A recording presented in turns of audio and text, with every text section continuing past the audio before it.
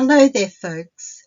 Today I'm going to teach you how to make faces a few different ways, and I'm hopeless at making videos, but I've been trying really hard. I've already uploaded some doll making faces in cement and the videos were pretty poor, so today I'm putting some extra effort into teaching you this. So this is part one. And I actually made this doll's face the hard way, but you'll learn from my mistakes. So, have a great day. For this method, the first thing you need to do is to buy yourself a doll.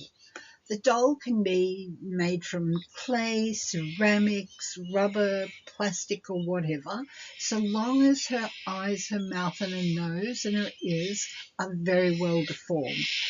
We're not going to be adding ears this time, but I'll show you that in another video. Then you completely cover the doll in alfoil. I like two layers. And alfoil, that's what it's called in Australia, but in other countries it could be called aluminum or aluminium or tin foil. It's that cooking paper that you use to put over dishes when you're putting them in the oven. It's your kitchen foil. So you completely cover the face, making sure you very carefully with your finger press all the indents in the face into place so that it forms a really great shell over the face. Then you completely wrap masking tape all around the outer edges and across the chin area. And the most important thing is aluminium and concrete don't like each other. So because we're doing a face, we're not going to be going 10 to 12 centimeters thick.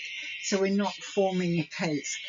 In this case, with a face, I usually then paint the face with a bit of PVA glue, the outdoor type of PVA glue, and that inhibits the eating away of one product to the other.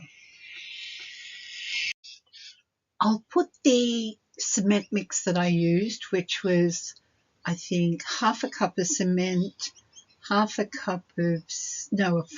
sand, a teaspoon of lime, and then I mixed all the dry ingredients together first, and then little by little I added water until I got a peanut butter type consistency. So make a well in your dry ingredients and put the water down the bottom and fold the dry ingredients into the water. Okay, got that? I'll put it in the description. So once the front of the face was dry, I added more alfoil to the back of the face, then applied the concrete, then attached it to the body of the gnome. Big mistake, because it was too heavy and I had trouble getting it then to sit on the body, and I had to add a lot of extra concrete around the neck.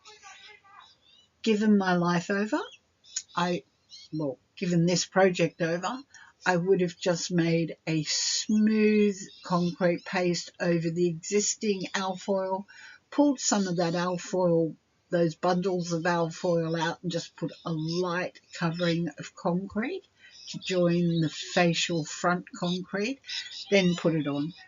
Then I would have, when I put the hat on, I would have puffed the hat out with just newspaper. No one's going to see it. And added a little film of concrete to that. Big mistake. You learn by your lessons. And it's not a museum piece that you're making art. And art's never the same. If you make a mold, you're going to pour into the mold and you're going to get the same thing all the time. But when you're sculpting, which is far more enjoyable, you are going to make mistakes.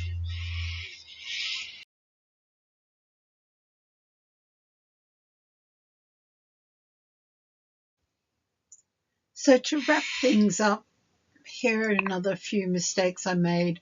When I was dressing her, I dipped cloth into a liquid form of cement and wrapped around the armature.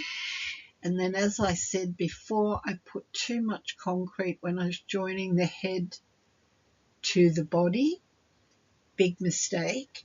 Here is the completed item with a crocheted hat that I made, and I filled the back of the head out with a bit of newspaper covered in cement. I made a little welcome sign to put in her arms, and next time I would actually make hands. But my next video is on making the sun gods the easy way by just putting the doll's face into sand, pouring the cement into the sand and waiting a day, bringing it out, and you have an easy face. But of course, you can still use this sand method to make this kind of face, but there's detailed work that needs to be done after.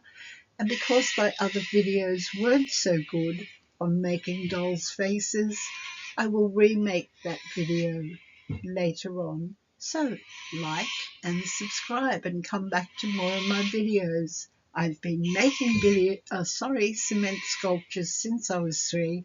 I think I've got a pretty good idea on what to do. I'm just not good at the videos.